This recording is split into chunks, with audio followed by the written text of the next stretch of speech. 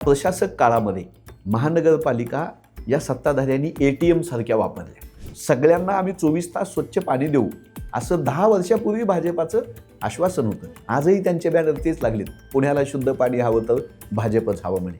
मग काय केलं 10 वर्षात? दिलेल्या आश्वासनावर मुंबईत बोलायला तयार नाही. मुंबईसाठी शिवसेनेसोबत भाजप सत्तेत होती. आज तुम्ही असं काय रान उठवताय जसं काय तुम्ही 20 वर्षे विरोधात होते मुंबईमध्ये, सत्तेत सहभागी होते. प्रचंड भ्रष्टाचाराचा आरोप करणारे ज्यावेळेस निकाल लागला त्यावेळेस तिन्ही पक्षाचे नेते एकत्र येऊन काय म्हणाले, महायुतीचे हा महायुतीचा विजय आहे. म्हणजे यांची नुरा कुस्ती होती, बनवाबनवी होती. तशीच बनवाबनवी विरोधकांना पेस मिळू नये माध्यमांमध्ये म्हणून महायुतीमधले पक्ष करतायत. रवींद्र दंगेकर हे मुरली मोहोळांच्या विरोधात बोलतायत, मुरली मोहोळ अजितदादाच्या विरोधात बोलतायत, अजितदादा देवेंद्रजींना प्रश्न उपस्थित करतायत. ह्याला गांभीर्य ह्यांनी घालवून टाकलं.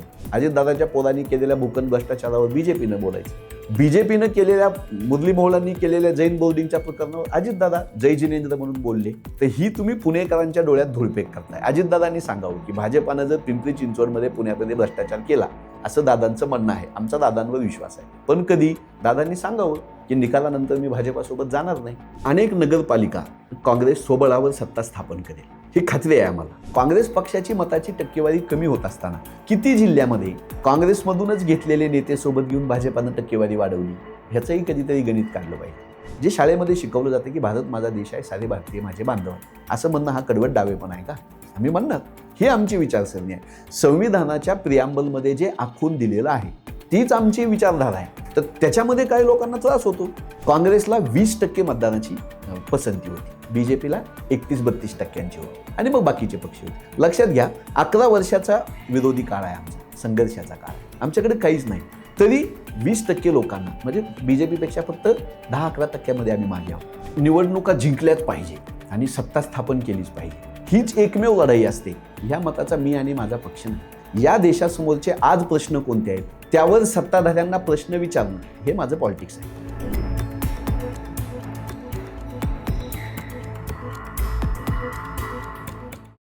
नमस्कार, मी निखिल. द पॉलिटिक्समध्ये आपल्या सगळ्यांचं अगदी मनापासून स्वागत. राज्यभरात सध्या महापालिका निवडणुकांची रणधुमाळी सुरू आहे. युत्या आघाड्यांच्या राजकारणाची चर्चा सुरू आहे, पक्षीय राजकारणाची देखील चर्चा सुरू आहे. आणि आज आपल्याला काँग्रेस पक्षाच्या राजकारणाबद्दल चर्चा करायची आहे. आणि या पक्षाबद्दल चर्चा करण्यासाठी माझ्यासोबत आहेत महाराष्ट्र प्रदेश काँग्रेसचे प्रवक्ते आणि सध्याच्या महापालिका निवडणुकांसाठी ज्यांच्यावर स्टार प्रचारक म्हणून देखील जबाबदारी आहे असे हनुमंतजी पवार. स्वागत आहे आपलं द पॉलिटिक्समध्ये. नमस्कार. मी जसं म्हटलं की महापालिकांच्या निवडणुकांची तयारी सुरू आहे. अगदी 8 दिवसाचा कालावधी राहिलेला आहे महापालिकांच्या निवडणुकांसाठी. 15 जानेवारीला मतदान आहे, 16 जानेवारीला निकाल लागतील. काय वाटतं एकंदरीत सध्याच्या महाराष्ट्र काँग्रेसच्या परिस्थितीबद्दल? निवडणुकांना कशा प्रकारे सामोरे जात आहे? काही अपेक्षा आहेत कुठल्या कुठल्या महापालिकांमध्ये आपण जिंकू शकाल?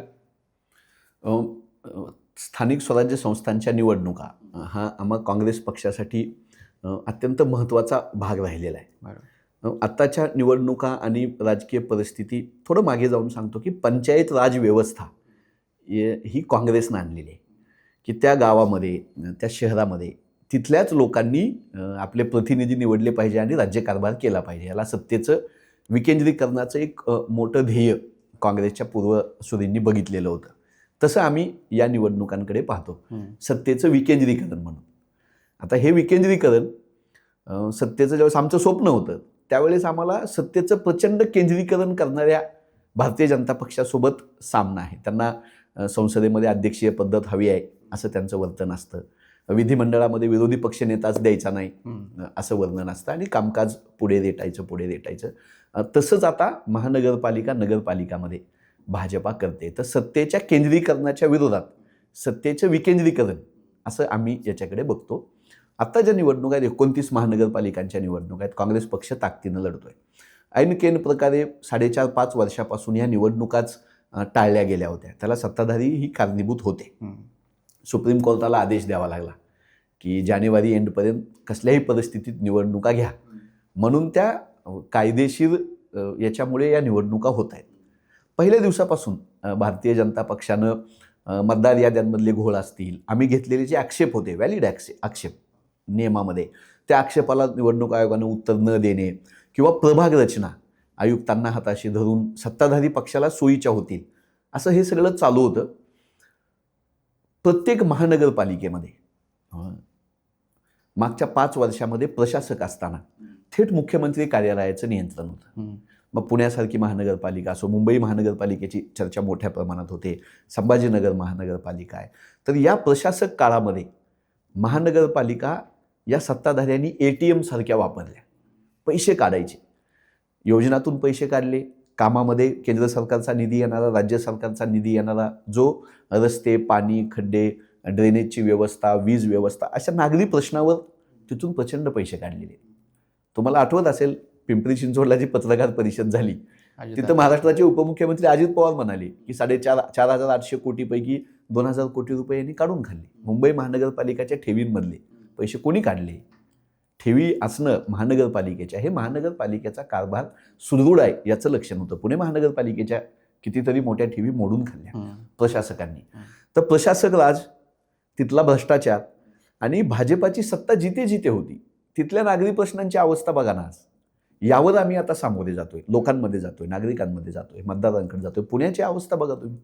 पुण्यामध्ये रस्त्याचा प्रश्न, पुण्यामधल्या खड्ड्यांचा प्रश्न, ट्रॅफिकचा प्रश्न, किंवा समान पाणी पुरवठा योजना आणली होती.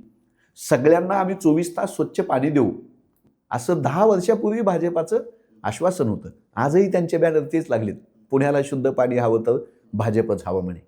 मग काय केलं 10 वर्षात? प्रशासक राज म्हणजे मुख्यमंत्री कार्यालयाचं नियंत्रण. त्याच्या अगोदर मुरलीमोहन महापौर होते, त्याच्या अगोदर BJPचेच महापौर होते. तर तुम्ही दिलेल्या आश्वासनावर मुंबईत बोलायला तयार नाही. मुंबईसाठी शिवसेनेसोबत भाजप सत्तेत होती. आज तुम्ही असं काय रान उठवताय जसं काय तुम्ही 20 वर्षे विरोधात होते, मुंबईमध्ये सत्तेत सहभागी होते. संभाजीनगर महानगरपालिकेमध्ये भाजपा सत्तेत सोबत होती, पुण्यामध्ये भाजपाला सत्ता होती. तर जिथं सत्ता आहे तिथं 10 वर्षामध्ये नागरी प्रश्नांचा पूर्णतः बोजबारा उडालेला आहे. शहर बकाल होत आहेत. हे काँग्रेस म्हणून, विरोधी पक्षाचा प्रवक्ता म्हणून नव्हे, अनेक तटस्थ अभ्यासक, शहरीकरणाचे अभ्यासक, नागरी प्रश्नाचे अभ्यासक असतील, संपादक असतील, हे सांगतायत की शहर बकाल झाली. भाजपाला प्रश्न विचारतोय आम्ही, सरकारला प्रश्न विचारतोय. आपण उल्लेख केला की शहरं बकाल झाली आहेत किंवा प्रशासक राजाच्या काळामध्ये मुख्यमंत्र्यांकडे त्या सगळ्यांचा कंट्रोल होता.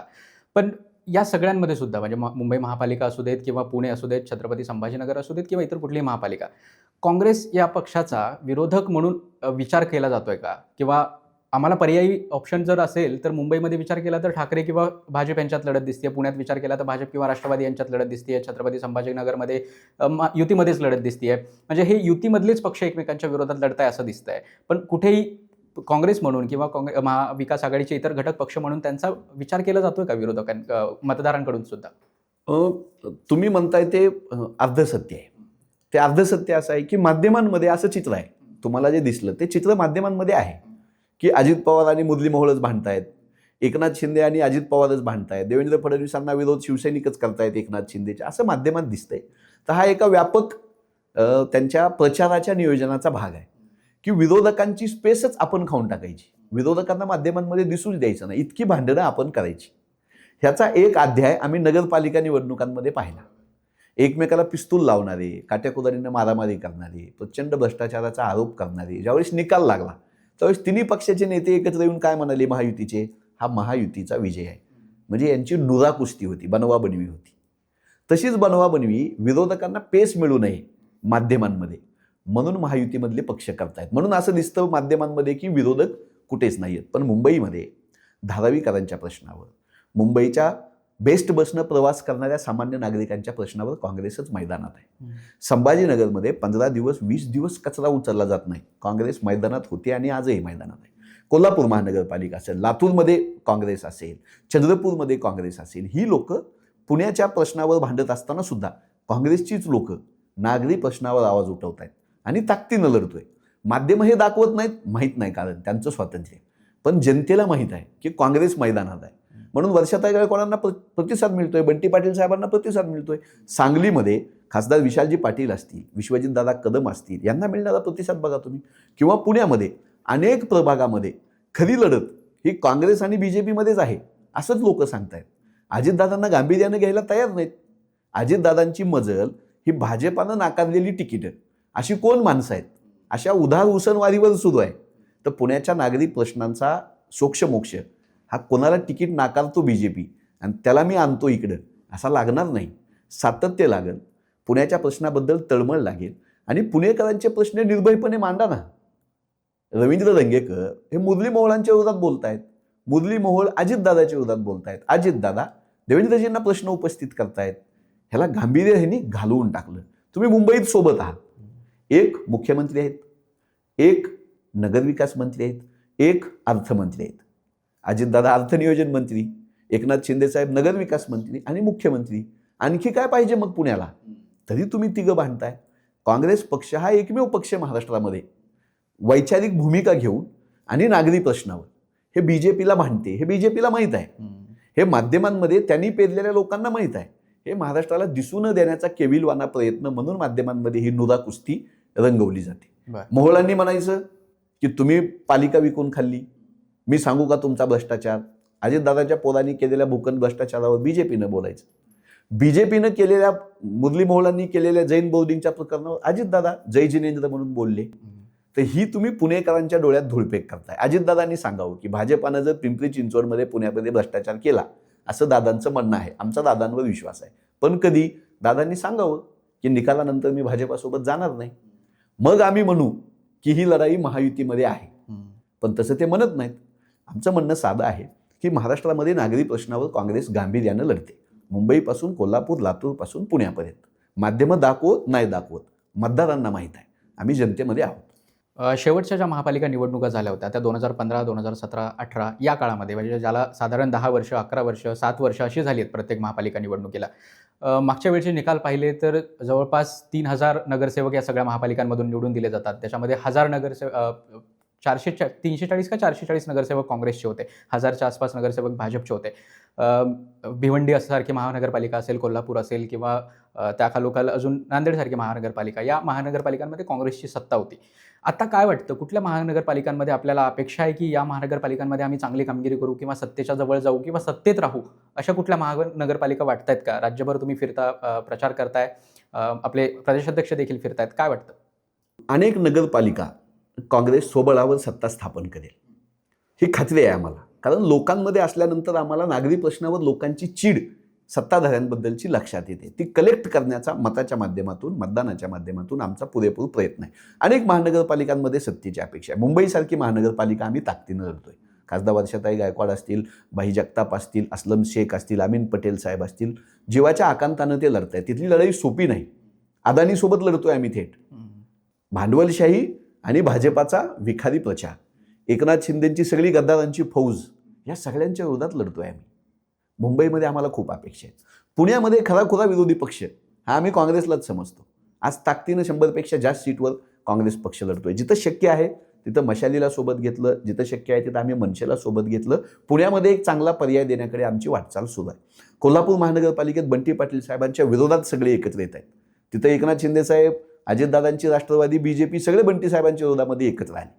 आम्हाला कोल्हापूरमध्ये चांगलं प्रशासन द्यायचं आहे, आम्हाला सत्ता तिथं स्थापन करायची. सांगलीमध्ये मुख्यमंत्र्याची सभा झाली, मी सांगलीला काही कमी पडू देणार नाही असं जाऊन ते भाषण देऊन आले. पण तिथं खासदार विशाल पाटील असतील, विश्वजित दादा असतील, सांगलीच्या प्रश्नावर सांगलीकरांचं नेतृत्व हे सांगलीला न्याय मिळवून देईल अशी आम्हाला अपेक्षा आहे. चंद्रपूर असेल, लातूर असेल, नांदेड असेल, नवी मुंबईमध्ये ठाणे आणि त्या परिसरामध्ये सुद्धा आम्ही ताकदीनं विरोधी पक्ष म्हणून लढतोय. 29 महानगरपालिकांमध्ये जास्तीत जास्त ठिकाणी काँग्रेस पक्ष सत्तेत येईल यासाठी सगळे नेते जीवाचं रान करतायत. आमच्या त्याला 14 खासदार आहेत, 14 आमदार आहेत आणि त्या भागातलं जे स्थानिक नेतृत्व आहे, जिल्हा अध्यक्ष, शहर अध्यक्ष, ही मंडळी सोपी नाही लढाई. प्रचंड पैशाचा धुमाकूळ चालू आहे, दबाव चालू आहे, पोलिसांचा गैरवापर चालू आहे. अशा विरोधामध्ये सुद्धा आम्ही मैदानात आहोत, सत्ता स्थापन करण्यासाठी जाऊ. आपण स्थानिक स्वराज्य संस्थांच्या निवडणुकीच्या पार्श्वभूमीवर बोलतोय. नगर परिषदांच्या निवडणुका झालेल्या आहेत, त्यामध्ये काँग्रेसची कामगिरी, त्यावर वेगळी चर्चा करता येईल. महानगरपालिका सुरू आहेत, येणाऱ्या काळात जिल्हा परिषद निवडणुका देखील होतील. जेव्हापासून केंद्रात नरेंद्र मोदींचं सरकार आणि राज्यामध्ये भाजपचं सरकार आलं आहे, भाजपला 8-10 वर्षाचं राज्यातलं सरकार आणि केंद्रातलं 11 वर्षाचं सरकार, यानंतर ह्या फक्त दुसऱ्या, मला वाटतं बहुतेक दुसरीच असावी ही स्थानिक स्वराज्य संस्थांची निवडणूक आहे. या स्थानिक स्वराज्य संस्थांच्या निवडणुका ही कार्यकर्त्यांच्या निवडणुका म्हटल्या जातात. त्यामुळे काँग्रेसला देखील नवीन ऊर्जा जर आणायची असेल, नवीन कार्यकर्ते जर घडवायचे असतील, नवीन नेतृत्व घडवायचं असेल, त्यांच्यासाठी एक सुवर्ण संधी आहे. या संधीकडे काँग्रेस पक्ष कशा प्रकारे बघतोय, तुम्ही कशा प्रकारे बघताय? यातून नवीन नेतृत्व घडताना दिसतंय का, की पुन्हा तेच जुन्या काँग्रेस, अनुभवी काँग्रेस नेतृत्वावरच आपण सगळे अवलंबून आहात? नाही, खरं म्हणजे महानगरपालिका आणि येणाऱ्या जिल्हा परिषद निवडणुका पालिकेलाही अनुभव घेतला की कारण ग्रामीण भागामध्ये काँग्रेस पक्ष सर्वात मोठा पक्ष आहे आतापर्यंतचा. अगदी. जिल्हा परिषदा त्यांच्यासाठी खूप महत्त्वाच्या निवडणूक आहेत. अगदी या स्थानिक स्वराज्य संस्थांच्या निवडणुकाकडे मी सुरुवातीला सांगितलं तसं जसं आम्ही सत्तेचं विकेंद्रीकरण म्हणून बघतो तसंच त्याचा दुसराही अर्थ असा आहे की नेतृत्व घडण्याची ती शाळा पण आहे. काँग्रेसचं नेतृत्व हे स्थानिक स्वराज्य संस्थांमधून उभा राहिलेलं नेतृत्व असतं. जिल्हा परिषद सदस्य, पंचायत समिती सभापती, अगदी ग्रामपंचायत सदस्य. स्वर्गीय विलासरावजी देशमुख साहेबांचा सुरुवात ग्रामपंचायतपासून झालेली होती. मोठे नेते काँग्रेसचे सगळे हे स्थानिक स्वराज्य संस्थांच्या राजकारणातून आलेले आहेत. आपलं शहर, आपलं गाव, आपला भाग, आपलं महानगर इथल्या लोकांच्या प्रश्नावर काम करतच नेतृत्व घडत असतं. ते दंगली करून घडत नाही, ते विखार पेरून घडत नाही, ते कुणीतरी वरून लादून. चंद्रकांत पाटलांना कसं लादलं वरून? ते ना कोथरूडचे कधी नगरसेवक होते, ना कोथरूडसाठी त्यांनी कधी विधानसभा लोकसभेला प्रचार केला. संधी मिळाली म्हणून त्यांना पॅराशूटवरून इथं आणून टाकलं. अशा मॉडेलवर आमचा विश्वास नाही. देवेंद्रजींचं सुद्धा मॉडेल हे स्थानिक स्वराज्य संस्थातून आलेलं आहे. तर हा काँग्रेसचाच विजय म्हणतो आम्ही की तुम्ही नगरसेवक होताय, नगराध्यक्ष होताय, स्थायी समितीचे अध्यक्ष होताय, जिल्हा परिषद सदस्य होताय. ही सगळं काँग्रेसनं आखणी केलेली लोकशाहीची त्यातून आलेल्या नेतृत्वावर आमचा विश्वास आहे. त्यामुळे काँग्रेस पक्षाला स्थानिक स्वराज्य संस्थांच्या निवडणुका हे नेतृत्व देणाऱ्या निवडणुका म्हणून आम्ही बघतो असाही त्याचा एक अर्थ आहे. या निवडणुकांमध्ये अनेक भागामध्ये ठरवून आमचे प्रदेशाध्यक्ष हर्षवर्धनजी सपकाळ असतील की सगळी सिनियर लिडरशिप असेल यांनी ठरवून युवकांना प्राधान्य दिलं. महिलांच्या 50% जागा हे काँग्रेसचं योगदान आहे. त्या 50% जागांमध्ये सुद्धा शिकलेल्या उमेदवार, राजकारणामध्ये नवीन येऊन काहीतरी करायची उमेद असलेल्या, वेगळा दृष्टिकोन असलेले अशा लोकांना, शहरी प्रश्नांचा अभ्यास असणाऱ्या लोकांना तिकीट देण्याकडे आमचा कल होता. आणि निश्चित येणाऱ्या जिल्हा परिषद असो की महानगरपालिका असो तरुण रक्ताचे नेते आणि कार्यकर्ते, पदाधिकारी आम्हाला या निवडणुकांमध्ये भेटतील. आपण चंद्रकांत दादांचा उल्लेख केला म्हणून त्याबद्दल थोडंसं बोलूया की चंद्रकांत दादांना भाजपने पुण्यामध्ये काय वर आणून ठेवलंय वगैरे. पण असं सगळ्याच पक्षांमध्ये दिसतंय. काँग्रेस पण त्याला काही हे नाही आहे, एक्सेप्शन नाही आहे. म्हणजे काँग्रेसने राज्यसभेचे जे उमेदवार महाराष्ट्रावर लादले किंवा इतर विधान परिषदेचे असतील किंवा अजून कुठले सदस्य असतील अशाच प्रकारचं त्यांचं देखील राजकारण आहे. त्यामुळे त्यांना कोणाचं कुठे ठेवावं हे त्यांची पर्सनल भूमिका असू शकते. यापुढे जाऊन आपण बोलूया की महानगरपालिकांबद्दल एक फरक आहे त्यात. एक तुम्ही जे सांगितलं की लोकांमधून ज्या निवडणुका होतात त्याला स्थानिक स्वराज्य संस्था हा एक आहे. दुसरं विधानसभा आणि लोकसभा याच्यामध्ये नेतृत्व लादलं नाही पाहिजे, ते लोकांतून आलं पाहिजे. राज्यसभा आणि विधान परिषद ह्याचं स्ट्रक्चरच असं आहे की जे लोकांमधून निवडून यायला अडचण असेल किंवा विशिष्ट क्षेत्रामधले अभ्यासक असतील, तज्ज्ञ असतील, कला साहित्य संस्कृतीमधली लोक असतील, ती लोक तिथं असली पाहिजे. त्यामुळे राज्यसभा आणि विधान परिषदेवर असं एखादा बाहेरून आणला किंवा त्या क्षेत्रामधला आणला तर ते आपण समजून घेतलं पाहिजे. मग ते भाजपानं असो, काँग्रेसनं कुणी असो. पण विधानसभा आणि लोकसभा हे त्या भागामध्ये मतदान करणाऱ्या लोकांच्या इच्छा, आकांक्षा, त्यांचं प्रतिनिधी तिथूनच असलं पाहिजे. पक्ष सत्तेत आहे, पक्ष मजबूत आहे, पक्ष नेतृत्वाच्या विरोधात कोण जात नाही म्हणून कोणालाही कुठूनही तुम्ही आणून टाकाल अमोल बालवडकरांसारखे बंडखोर सगळ्या पक्षात निर्माण होतील. आज बघतो आपण कोथरूडमध्ये काय अवस्था आहे. ती रडला तो कार्यकर्ता आणि तो आज ईदेला पेटलाय. हे कशाचं लक्षण आहे? तर अशा लादलेपणाचं लक्षण आहे. आपण आता बोलताना सुरुवात महानगरपालिकांच्या निवडणुका, स्थानिक स्वराज्य संस्थांच्या निवडणुका या सगळ्यांबद्दल बोललो. त्यासोबतच पंचायती राज 73वी 74वी घटना दुरुस्ती ज्यामुळं कॉन्स्टिट्युशनल स्टेटस मिळाले या सगळ्या संस्थांना याबद्दल बोललो. पुढे जाऊन थोडंसं काँग्रेस पक्षाच्या राज्य पातळीच्या नेतृत्वाबद्दल आणि एकंदरीत संघटनेबद्दल बोलूया. काय नक्की स्थिती आहे सध्या? सुरुवातीला थोडंसं आम्हाला महाराष्ट्राचे जे काँग्रेसचे प्रदेशाध्यक्ष आहेत हर्षवर्धन सपकाळ यांच्याबद्दल सांगा. त्यांच्या निवडीनंतर बरीच चर्चा झालेली दिसते. त्यांना कुठल्याही काय संघटनेचा बेस याबद्दल तर नाही बोललं जाते, पण कुठल्या संस्था नाहीत किंवा त्यांच्याकडे क्षमता नाही असं देखील त्यांच्याबद्दल चर्चा झाली. त्यांच्यापासून सुरुवात करूया, मग पुन्हा राज्याच्या पातळीवरच्या संघटनेबद्दल. बघा, हर्षवर्धन सपकाळ त्यांना बुलढाण्यामध्ये बंटी दादा म्हणतात. ते तालमीतला पहिलवान आहे. अक्षरशः तालीम आहे, कुस्ती खेळायचे पहिलवान माणूस आहे. त्यामुळे त्यांना कुस्तीतले नियम आणि खिलाडू वृत्ती त्यांच्यामध्ये आहे. आम्हाला अभिमान आहे. एक कुस्तीपटू आमचा लीडर आहे. महाराष्ट्रातल्या मातीतला रांगडा खेळाडू हे आमचे प्रदेशाध्यक्ष आहेत. अनेक लोकांना माहीत नाही. संत तुकडोजी महाराज यांच्या ग्रामगीतेवर आपली सगळी मूल्य व्यवस्था राजकीय असली पाहिजे याच्यावर विश्वास असलेला एक तुकडोजी महाराजांचा एक चेला आमचे प्रदेशाध्यक्ष आहेत. आम्हाला अभिमान आहे. सगळ्यात लहान वयामध्ये बुलढाणा जिल्हा परिषदेचे ते सदस्य होते. नंतर कृषी शिक्षण सभापती अशा पदांवर त्यांनी काम केलं आणि ते जिल्हा परिषदेचे अध्यक्ष होते. तुम्ही पुण्यामधल्या अनेक संपादकांना, सामाजिक चळवळीतल्या लोकांना विचारा की बुलढाणा जिल्हा परिषदेचे अध्यक्ष असताना त्यांनी महिला धोरण, महिला बालविकास विभागामध्ये, कृषी विभागामध्ये अनेक गोष्टी चांगल्या काम करून ठेवलेल्या आहेत. मेहुण राजा म्हणून गाव आहे, संत चोखोबांचं ते जन्मगाव. त्या मेहुण राजा परिसराचा विकास, ते जन्मस्थळ, त्याचं संगोपन आणि तिथला सगळा वारसा महाराष्ट्राला माहीत असावा म्हणून राबणारा एक वारकरी म्हणून आम्ही हर्षवर्धन सपकाळांकडे बघतो. 2014 ते 2019 महाराष्ट्र विधानसभेचे ते सदस्य राहिलेले. महाराष्ट्र अंधश्रद्धा निर्मूलन समितीने डॉक्टर नरेंद्र दाभोळकर यांनी जो जादूटोणा विरोधी विधेयक आणण्यासाठीचा जो संघर्ष केला, तर ते विधेयक ज्यावेळेस सभागृहामध्ये आलं आणि सर्वपक्षीय लोकांचं त्या विधेयकाच्याबद्दल काम करणारे एक शिष्टमंडळ होतं, एक कमिटी होती. त्या कमिटीचे सदस्य हर्षवर्धन सपकाळ होते. असं स्थानिक स्वराज्य संस्था, कुस्तीची परंपरा, वारकरी संस्कार या सगळ्या मुशीमध्ये घडलेले कार्यकर्ते म्हणजे हर्षवर्धन दादा सपकाळ आहेत. निष्ठावान काँग्रेसचे आहेत. सर्वोदयी विचार, विनोबाजींचा, गांधीजींचा सर्वोदयी विचार जगणारा कार्यकर्ता आहे. त्यांची ती लाईफस्टाईल आहे.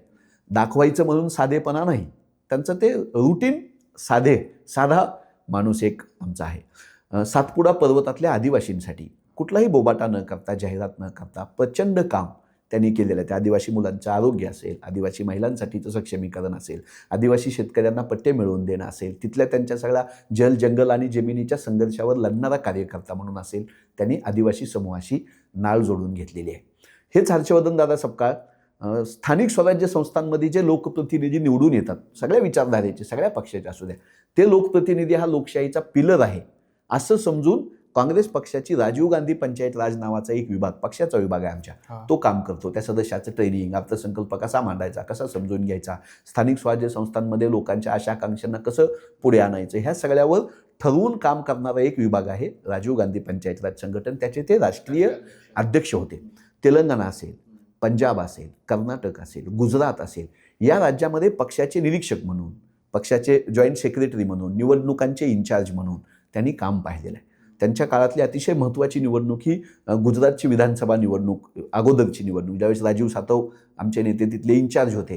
त्या काळात को इन्चार्ज म्हणून हर्षवर्धन दादा सपकाळ यांनी काम बघितलेलं आहे. 8-10 जागेनं तिथं फक्त भाजपा आणि काँग्रेसची सत्ता असा संघर्ष होता. त्याच्यामध्ये हर्षवर्धन दादाचं योगदान मोठं होतं. तर आमच्यासाठी महाराष्ट्रातल्या मातीतला रांगडा गडी, वारकरी विचारावर श्रद्धा असलेला, सर्वोदयी विचार जगणारा, आदिवासींशी आपली नाळ जोडणारा आणि पंचायत राज व्यवस्था कोळून पेलेला, स्वतःच्या काँग्रेसची मूल्यव्यवस्था हीच माझी मूल्यव्यवस्था आहे असं सांगणारा एक वैचारिक, मजबूत, निष्ठावान असा आम्हाला एक प्रदेशाध्यक्ष भेटला आहे. त्यामुळे हर्षवर्धन सपकाळ या काळामध्ये काँग्रेस पक्षाच्या संघर्षाच्या काळात आमचे नेता असणं ही आमच्यासारख्या संघर्ष करणाऱ्या, लढणाऱ्या कार्यकर्त्यासाठी खरं म्हणजे एक सुखावणारी गोष्ट आहे.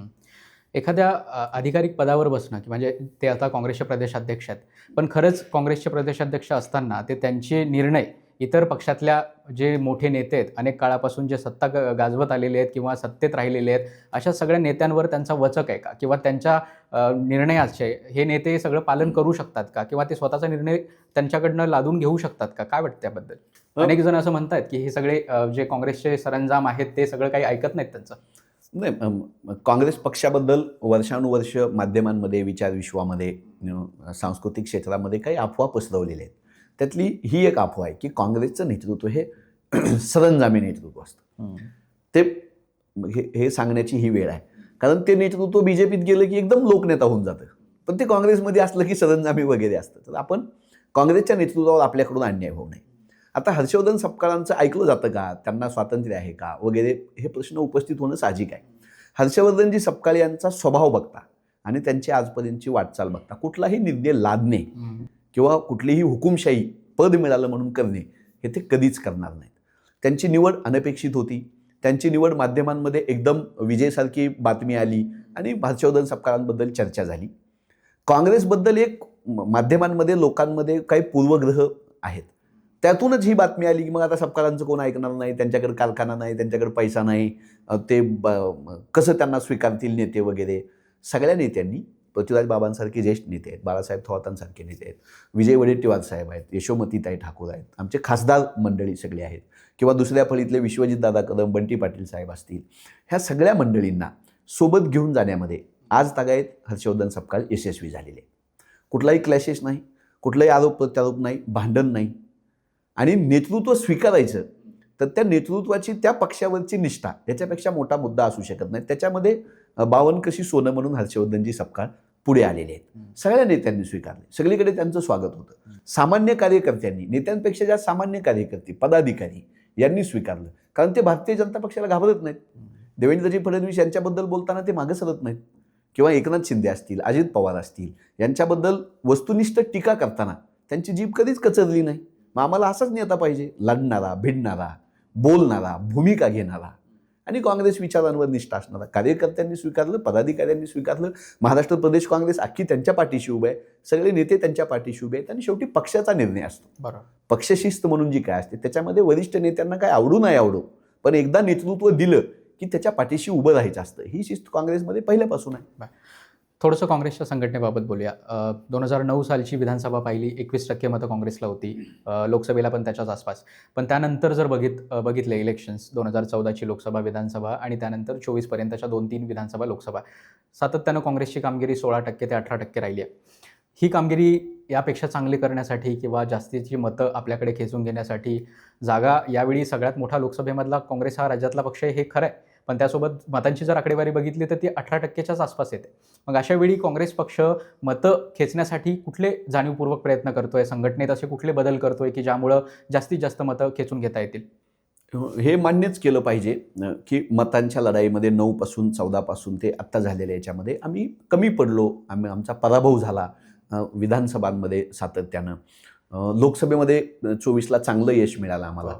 नगरपालिका निवडणुकामध्ये 40पेक्षा जास्त ठिकाणी आमचे नगराध्यक्ष आले. हा उतार चढाव राजकीय पक्षांच्या आयुष्यामध्ये असतो. आमच्याही तो आहे. आम्ही तो संघर्षाचा काळ बघतोय.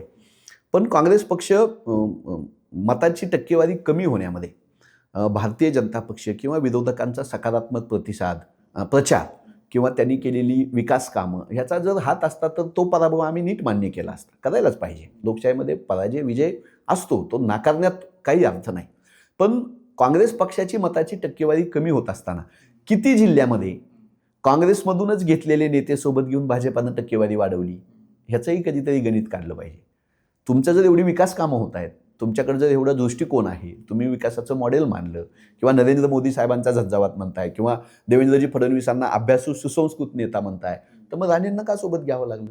राणेंच्या शिवाय टक्केवारी मताची वाढवून दाखवा ना. विखेंना सोबत घ्यावं का वाटलं? विखेंच्या शिवाय अहिल्यानगरमध्ये तुम्हाला टक्केवारी का नाही वाढवता आली? किंवा ज्या अशोक चव्हाण साहेबांच्या विरोधात तुम्ही इतकी रान उठवलं, त्यांना सोबत घेतल्याशिवाय तुम्हाला मतांची टक्केवारी का नाही वाढवता आली? हे सगळं बाजूला सोडलं तरी ज्या अजित पवारांचा पराभव करणं हेच माझं ध्येय आहे असं बारामतीमध्ये जाऊन सांगितलं होतं, 70,000 कोटीचा घोटाळा वगैरे. तर मग अजितदादांना सोबत न घेता तुम्हाला टक्केवारी वाढवता नाही आली. त्यामुळे भारतीय जनता पक्षाची जी 30-31% मतं दिसत आहेत, त्याच्यामध्ये 20% मतं तर ह्याच लोकांची दिसत आहेत, जे काँग्रेसच्या राष्ट्रवादीच्या मुशीत घडले, काँग्रेस राष्ट्रवादीच्या काळात सत्तेत राहिले, आणि सगळं संस्थान म्हणून किंवा त्यांचं जे सगळं संसाधन आहेत ती सगळी काँग्रेस राष्ट्रवादीच्या काळातली आहेत. आणि काँग्रेसची जी 18-19% मतं दिसत आहेत ती 11 वर्षाच्या सत्तेला भांडून, प्रचंड गुंडगिरी दहशतीला भांडून, पक्षफोडीच्या विरोधामध्ये संघर्ष करून काही देण्यासारखं नाही आमच्याकडे. कार्यकर्त्यांना, पदाधिकाऱ्यांना, नेत्यांना सुद्धा आपापल्या बळावर सगळे लढतायत. आपण जो उल्लेख केला की या सगळ्या बाहेरच्या नेत्यांना घेऊन भाजप स्वतःचा पक्ष वाढवतोय, ज्यांच्यावर त्यांनी आयुष्यभर टीका केली आहे. पण भाजपची जर मतं बघितली तर ती 14ला पण 27% होती, आत्ताही 27% आहेत. या मधल्या काळात अनेक जण त्यांच्यासोबत आली तरी ती 27%च राहिलेत. या उलट काँग्रेसची जी मतं आहेत ती 16%-18% याच्या दरम्यान राहिलीत. म्हणजे लोक काँग्रेससोबत आहेत, पण काँग्रेस लोकांसोबत आहे का? बघा, मी सुरुवातीला म्हणलं तसं मतांच्या राजकारणात आम्ही मागे पडलो हे मान्यच. हे लपवण्यात, नाकारण्यात तसं म्हणजे काहीही अर्थ नाही. पण काँग्रेसची जी 16-17% मतं आहेत ती मतं ही निष्ठावान, विचाराला बांधलेली आणि कुठल्याही आमिषाला बळी न पडता मिळालेली मतं आहेत.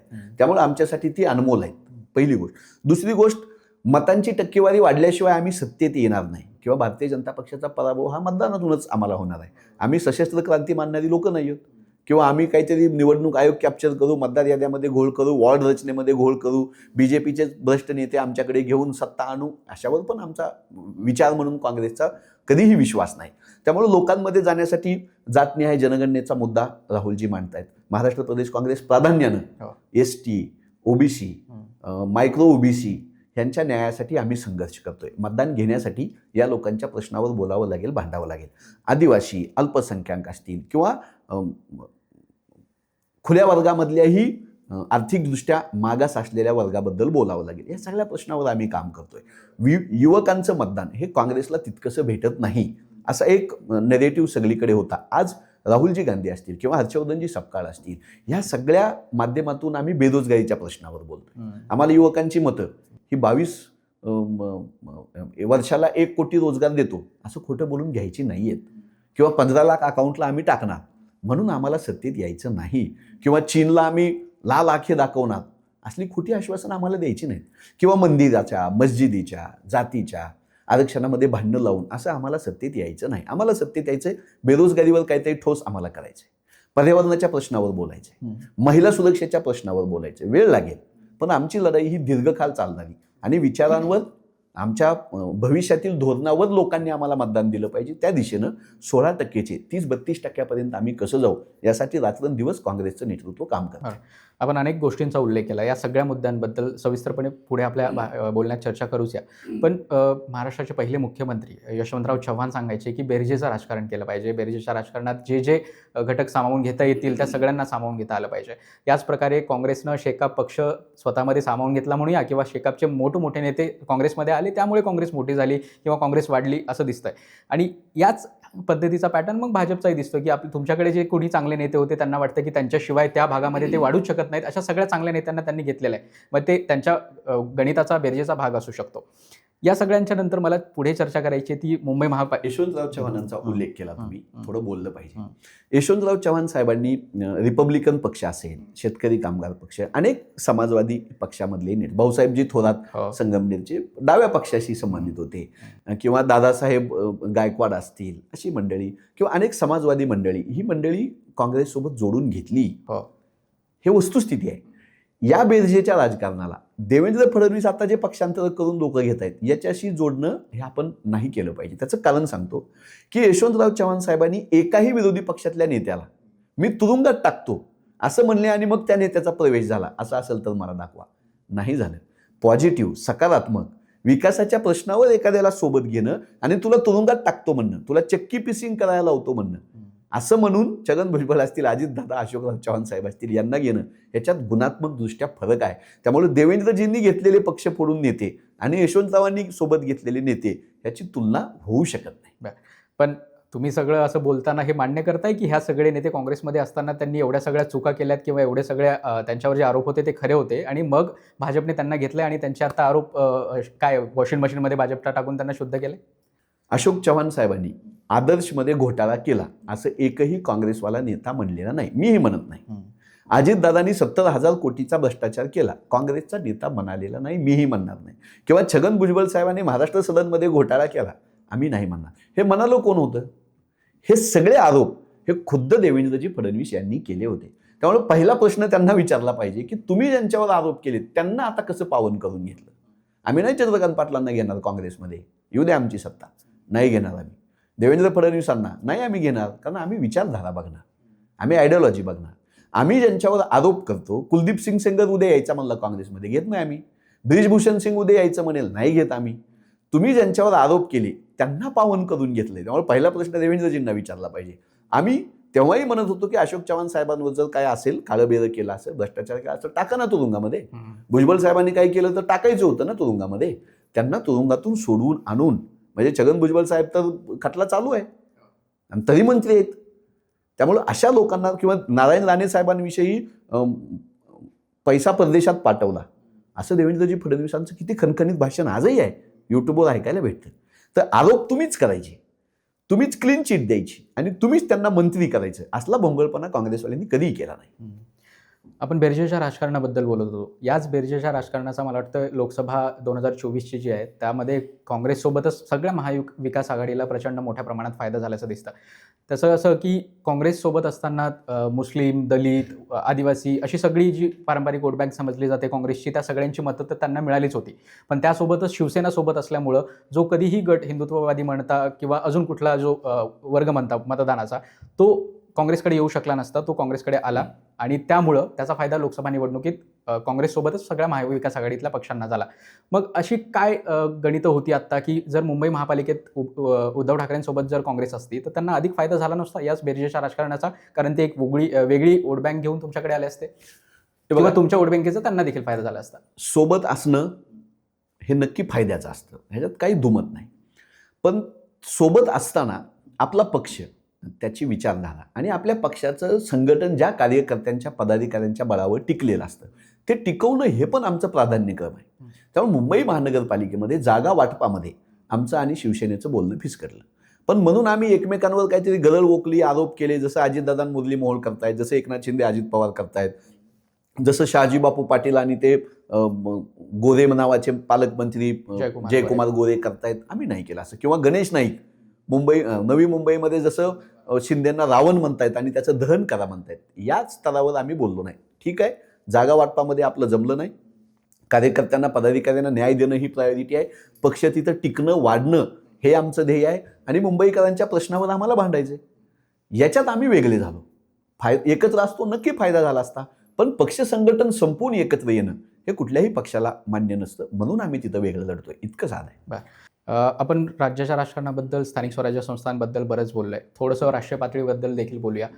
काय नक्की सध्या राष्ट्रीय पातळीवर काँग्रेसच्या संघटनात्मक पातळीवर कुठल्या प्रकारच्या निर्णयांची आपल्याला अपेक्षा आहे? राहुल गांधींचं मला स्टेटमेंट आठवतं गुजरातमध्ये, की जिल्हा अध्यक्ष जे आहेत काँग्रेसचे त्यांना एवढ्या ताकदीचं बनवायचं आहे की तेच तिथले खासदार ठरवतील, आमदार ठरवतील, त्यांचे उमेदवार ठरवतील. म्हणजे जे DMKचं मॉडेल तामिळनाडूमध्ये आहे, की जिल्हा अध्यक्ष सर्वोपरी असतो आणि ते पक्ष संघटनेला मजबूत करण्यासाठी प्रयत्न करतात. या पातळीवर काही निर्णय होत आहेत का? कारण ते बोलून सुद्धा अजून त्याला 1-1.5 वर्ष 2 वर्ष झाली आहेत, पण अजून महाराष्ट्रात अशा पद्धतीचं काही दिसत नाही आपल्याला. खरं म्हणजे राहुलजींनी जी घेतलेली भूमिका होती ती पक्षवाढीसाठी आणि पक्ष संघटन मजबूत करण्यासाठी मूलभूत भूमिका होती. त्याचे रिफ्लिकेशन आता दिसत आहेत. स्थानिक स्वराज्य संस्थांच्या निवडणुकांमध्ये राज्यात एकच एक आघाडी होणार नाही. ते जिल्हा अध्यक्ष आणि तिथल्या शहर बॉडीचे जे अध्यक्ष आहेत हेच ठरवतील हा निर्णय. आणि आज आम्ही ते पाहतो की पुण्यामध्ये कोणासोबत आघाडी करायची, कोणासोबत नाही, याचे सगळे निर्णय इथल्या स्थानिक नेतृत्वाला दिले. प्रदेश अध्यक्षांनी किंवा प्रदेश बॉडीनं ते लादले नाहीत. सांगलीमध्ये काय करायचं, मुंबईमध्ये काय करायचं, हे सगळे निर्णय स्थानिक आघाडीला दिले. म्हणजे बघा, मुंबईमध्ये वंचित आघाडी आणि आम्ही सोबत आहोत, स्थानिक काँग्रेसवाल्यांचा आणि तिथल्या वंचितवाल्याचा निर्णय. लातूरमध्ये वंचित आघाडी आणि काँग्रेस सोबत आहे, तिथल्या स्थानिक नेतृत्वानं बसून तिथली प्रभागनिहाय परिस्थिती, पक्ष संघटनेला काय अनुकूल आहे, मतविभागणी होणार नाही, विरोधकांना फायदा होणार नाही, हे बघून घेण्याचे निर्णय स्थानिक काँग्रेस कमिटीला दिले. कुठे आघाडी होऊ शकली नाही, कुठे झाली, कुठे आम्ही मशाली सोबत आहोत, कुठे आम्ही तुतारी राष्ट्रवादी त्यांच्यासोबत आहोत, कुठे विरोधात आहोत, हे निर्णय स्थानिक काँग्रेस कमिटीला बळ दिलं म्हणून घेऊ शकलो. तर हे राहुलजींची जी भूमिका होती की ग्रास रूटवरून संघटनेचं मॉडेल मजबूत झालं पाहिजे. दिल्लीवरून, मुंबईवरून काहीतरी निर्णय लादला जातो, त्यानं पक्षाचं नुकसान होतं, याच्यावर आमचं एकमत झालं. हे निर्णय स्थानिक काँग्रेस कमिटीनं घेत असताना, जिल्हाध्यक्षांनी, शहर अध्यक्षांनी, स्थानिक नेतृत्वाने हे निर्णय घेत असताना पक्षाचं ध्येय हे सत्ता मिळवण्याकडे, आपली माणसं जास्तीत जास्त निवडून आली पाहिजेत, आपल्या कार्यकर्त्यांना जास्तीत जास्त लढाईची संधी भेटली पाहिजे. आणि काँग्रेसची जी एक चौकट आहे की भारतीय जनता पक्ष, राष्ट्रीय स्वयंसेवक संघ, एकनाथ शिंदे, अजित पवार यांच्यासोबत जायचं नाही, तर ही चौकट घालून दिलेली आहे. स्थानिक नेतृत्वाला अधिकार दिले म्हणजे अनिर्बंधपणे त्यांनी राबवायचे असंही काँग्रेस पक्ष करत नाही, तशी ही परवानगी देऊ शकत नाही. महायुतीमधल्या कुठल्याही पक्षासोबत आम्ही जाणार नाही, ही भूमिका प्रदेशाध्यक्षांनी मांडली आणि त्या भूमिकेवर राज्यभरामध्ये जिल्हाध्यक्ष, शहराध्यक्षांनी एकमत दर्शवलं. तुम्हाला माहीत असेल, पुण्यामध्ये अजित पवारांची इच्छा होती काँग्रेससोबत आघाडी करण्याची. तसा प्रस्तावही आमचे महानगरपालिका निवडणुकीसाठी ज्यांच्याकडे जबाबदारी होती त्या सतेज पाटील साहेबांना तसा प्रस्ताव अजितदादांनी दिला होता. पण आमच्या प्रदेश काँग्रेसनं, AICCनं ठाम सांगितलं की महायुतीमधल्या लोकांसोबत आपण जायचं नाही. कारण आम्ही म्हणजे काही देवेंद्रजी फडणवीस नाही, अजित पवार नाही, एकनाथ शिंदे नाही, रोज उठले आणि वेगवेगळी भूमिका घेतली या शहरात, असं नाही करू शकत आम्ही. महायुतीमधल्या पक्षासोबत नाही म्हणजे नाही, ही पक्षाची लार्जर लाईन.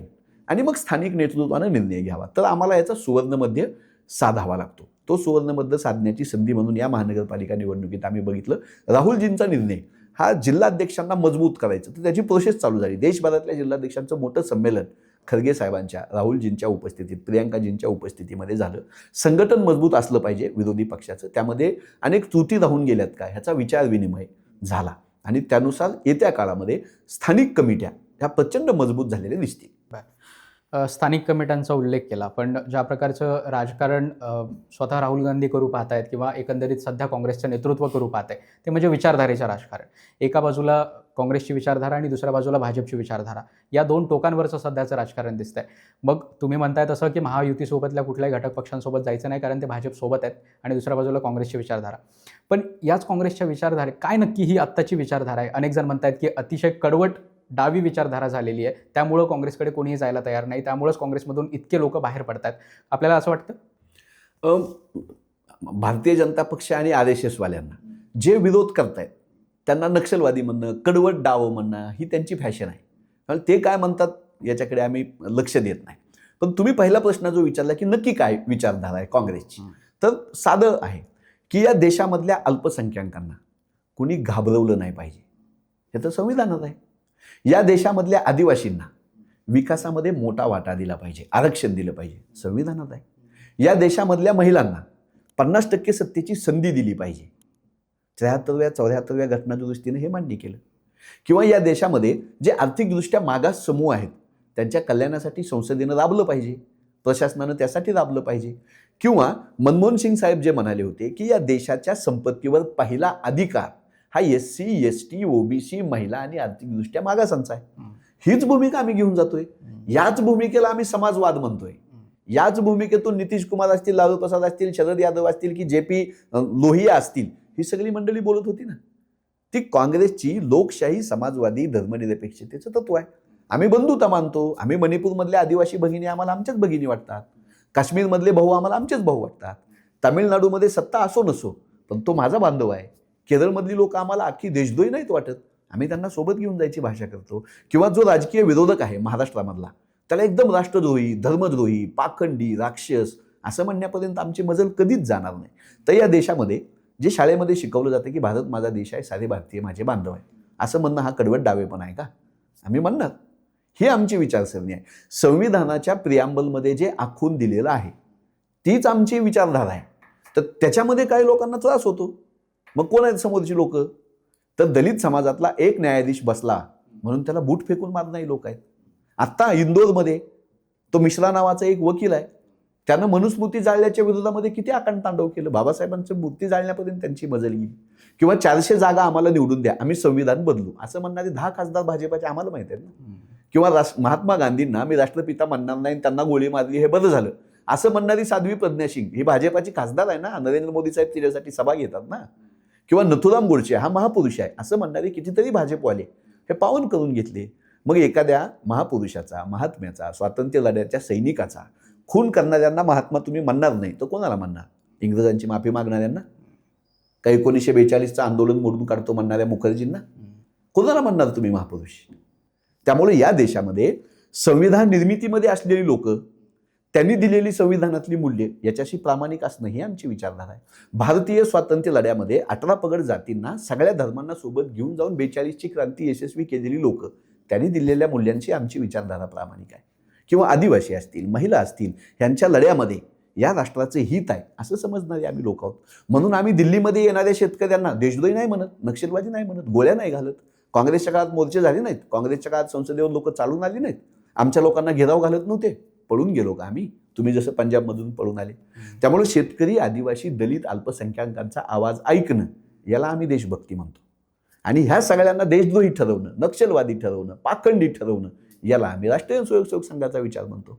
गोळवळकर गुरुजींनी त्यांच्या बंच ऑफ थॉटमध्ये लिहून दिलंय, त्याच्या विरोधात चालणारे आम्ही लोक आहोत. आणि बाबासाहेब आंबेडकरांनी संविधानामध्ये किंवा संविधान सभेनं जे लिहून दिलं त्याच्या विरोधात आज भाजपा काम करते. तर संविधानाच्या बाजूने असलेली काँग्रेस संविधानाच्या विरोधात असलेल्या भाजपाच्या विरोधात आहे. इतकी साधी लढाई आहे, ब्लॅक अँड व्हाईट लढाई आहे. विचारधारेबाबत बोलताना आपण राष्ट्रीय स्वयंसेवक संघ असेल किंवा भाजप अनेक आरोप केलेत. त्याबद्दल बोलताना म्हणजे हे संघाचंही 100वे वर्ष आहे, डाव्या विचारधारेचं म्हणजे कम्युनिस्ट पक्षाच्या स्थापनेचं देखील 100वे वर्ष आहे, तसंच द्राविड मुवमेंटच्या देखील स्थापनेचं 100वे वर्ष आहे. या वर्षभरात आम्ही बऱ्याच विश्लेषकांशी, निरीक्षकांशी, संघाच्या विरोधी, संघ बाजूच्या अशा सगळ्यांशी चर्चा केली आहे. त्या सगळ्यांच्या बोलण्यात अजून एक कॉमन मुद्दा जो असा होता की संघ पुढे निघून गेलाय. संघ त्या सगळे आपण जे मनुस्मृती आहे किंवा अजून कुठले महिलांचे हक्क वगैरे वगैरे वगैरे, गोडसे, गांधी या सगळ्यांच्या पुढे संघ निघून गेलाय, म्हणून तो एवढा मोठा झालाय. आणि आरोप करणारे किंवा त्याच्यावर टीका करणारे अजूनही तिथेच आहेत. त्याच दृष्टिकोनातून बंच ऑफ थॉट्स असू देत किंवा अजून कुठल्या गोष्टीतून त्याच मार्गाने संघाकडे किंवा भाजपकडे बघतायत. म्हणून ही आत्ताची अशी स्थिती उभा राहिली आहे की 11 वर्ष झाली काँग्रेस सत्तेच्या बाहेर आहे, अजून 4 वर्ष बाहेर राहावं लागेल आणि 29 मध्ये काय परिणाम दिसतील याची कल्पना नाहीये. याबद्दल काय वाटतं? या आरोपांकडे तुम्ही कसं बघता? तुम्ही म्हणलेलं सगळं मी मान्य करेन की संघ मनुस्मृतीच्या किंवा गोडसे वगैरेच्या खूप पुढे निघून गेलं, मी मान्य करेन. पण त्याची एक पूर्वअट आहे की ज्यावेळेस अखलाकला ठेचून मारलं जातं, तुझ्या घरामध्ये गोमांस शिजते असा निव्वळ आरोप करून ते शिजत नव्हतं हे सिद्ध झालं. पण अखलाकला ज्यावेळेस तुझ्या घरात गोमांस शिजतं म्हणून ठेचून मारलं जातं, काय भूमिका घेतली संघानं? या देशामधल्या एका बांधवाला तो काय खातो याबद्दल जर लोक ठेचून मारत असतील तर 100 वर्षाच्या संघाची भूमिका काय? काहीच नाही भूमिका. या देशामध्ये जर 9 महिन्यामध्ये जानेवारी ते ऑक्टोबरमध्ये महाराष्ट्रामध्ये जर 890 शेतकरी आत्महत्या करत असतील कर्जबाजारीपणामुळे, तर कर्जमाफी करा असं संघाला म्हणायला काय अडचण आहे? किंवा या देशामध्ये एका आदिवासी भगिनीला दुसरा एक समुद्र नग्न करून तिची धिंड काढतोय, का संघानं 2.5 वर्ष भूमिका मांडली नाही? आम्ही मान्य करू ना. या देशामध्ये काश्मीरमधल्या जनतेला 1.5 वर्ष तुरुंगामध्ये डांबून ठेवण्यात आलं. काश्मीरमध्ये पहलगामचा हल्ला झाला. काश्मीरमध्ये आज जनजीवन विस्कळीत दिसतं. तुम्ही सांगितलं ते नीट होणार आहे, संघानं विचारलं नाही. किंवा नोटबंदी अचानक लादली आणि त्या नोटबंदीनं शेतमालाचे भाव पडले, छोटे व्यापारी देशोधडीला लागले आणि रिझर्व्ह बँकेमध्ये जेवढ्या नोटा छापून गेल्या होत्या तेवढ्या परत आल्या. हा निर्णय फसला असं जर म्हणले असते मोहनराव भागवत साहेब तर आम्ही ऐकलं असतं ना. तुम्ही नोटबंदी फसली बोलणार नाही, जीएसटी 3-3.5 वेळा तुम्ही बदलला आणि आता तर जीएसटी पूर्ण तुम्ही मोडून खाल्ला. तो जीएसटी लावून जी लूट झाली त्याच्यावर तुम्ही बोलणार नाही. 150 रुपयापर्यंत पेट्रोल जायची वेळ आली, तुम्ही बोलणार नाही. 1400 रुपयापर्यंत गॅस जातो, तुम्ही बोलणार नाही. शेतकरी आत्महत्येबद्दल तुम्ही बोलणार नाही. विद्यार्थ्यांवर देशद्रोहाचे गुन्हे दाखल होत आहेत, ते न्यायालयातून निर्दोष सुटताय, तुम्ही बोलणार नाही. संघ बोलतो कशावर मग? शेतकरी नाही, महागाई नाही, बेरोजगारी नाही, आर्थिक अरिष्ट नाही, बोलतो कशावर? तुम्ही याच्यावर बोला, आम्ही ऐकू. तुम्ही हे बोलत नाही आणि तरी म्हणताय आम्हाला 100 वर्ष झाले. काय करायचं तुमच्या त्या 100 वर्षाला? तुम्ही देशाच्या एकात्मतेवर बोलत नाही, तुम्ही देशातल्या प्रश्नावर बोलत नाही, बेरोजगारीवर. अख्ख्या 100 वर्षाच्या इतिहासात या देशामधल्या लोकांना रोजगार भेटावा म्हणून कुठल्या सरसंघचालकानं भाषण केलं? मला दाखवा.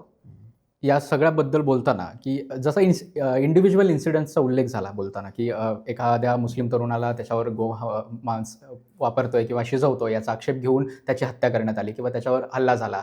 अशाच पद्धतीचे हल्ले कोणातरी हिंदू माणसावर, त्याला फक्त त्याने अल्लाच्या विरोधात किंवा कुराणच्या विरोधात काहीतरी बोलले म्हणून त्याचा शिरच्छेद झालाय, अशी सुद्धा घटना आहेत. याकडे सुद्धा बघ, याबद्दल काँग्रेस बोलताना किंवा याबद्दल काँग्रेस आक्षेप घेताना दिसत नाही. असे आरोप केले जातात. मग या सगळ्या इंडिव्हिज्युअल घटनांचा खरंच लार्जर गोष्टीने किंवा लार्जर दृष्टीने विचार करायला हवा का?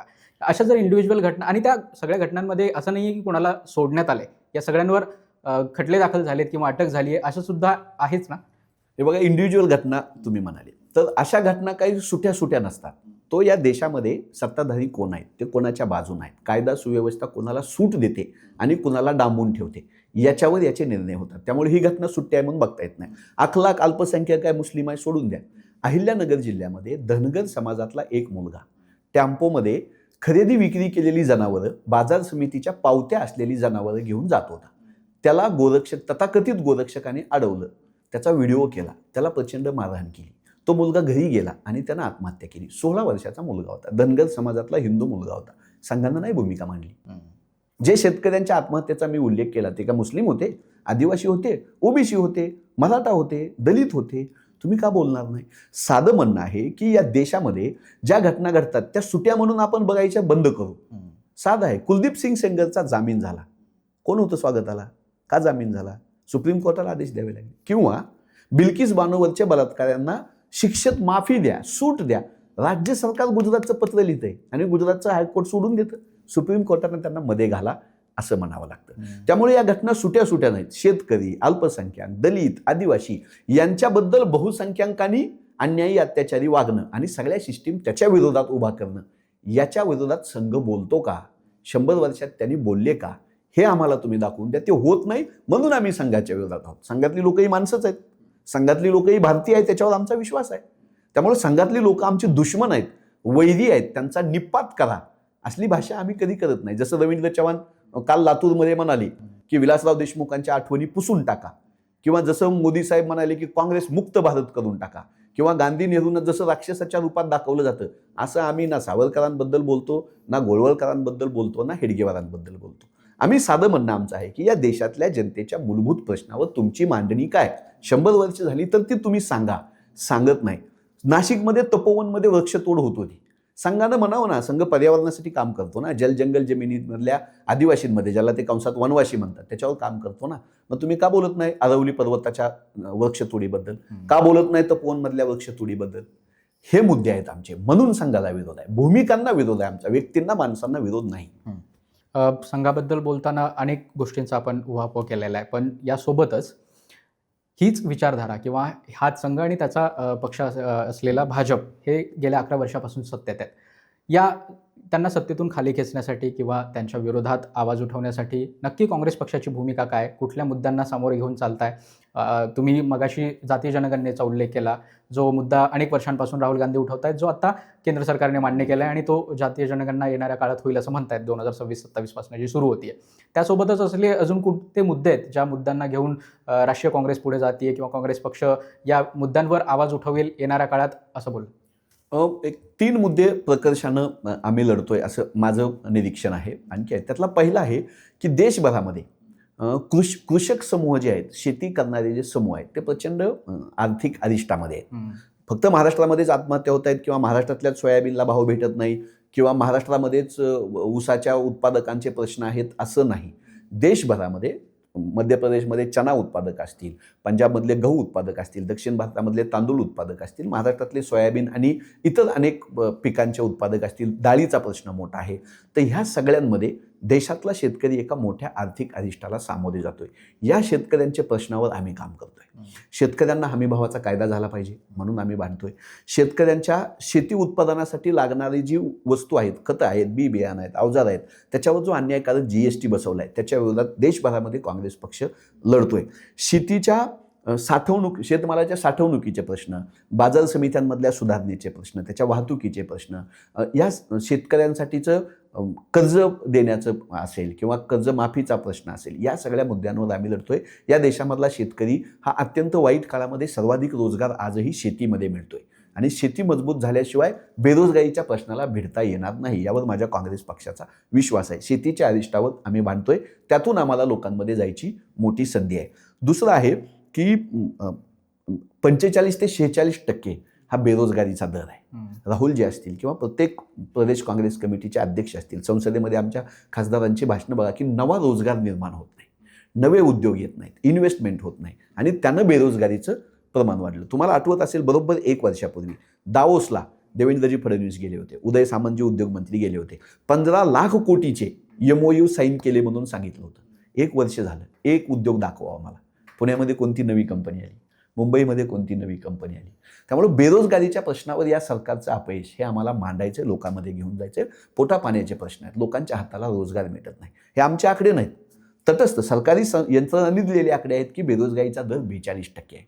यावर आपल्याला बोलावं लागेल. आणि तिसरा प्रश्न आहे की राष्ट्रीय एकात्मता ही टिकून राहिली पाहिजे.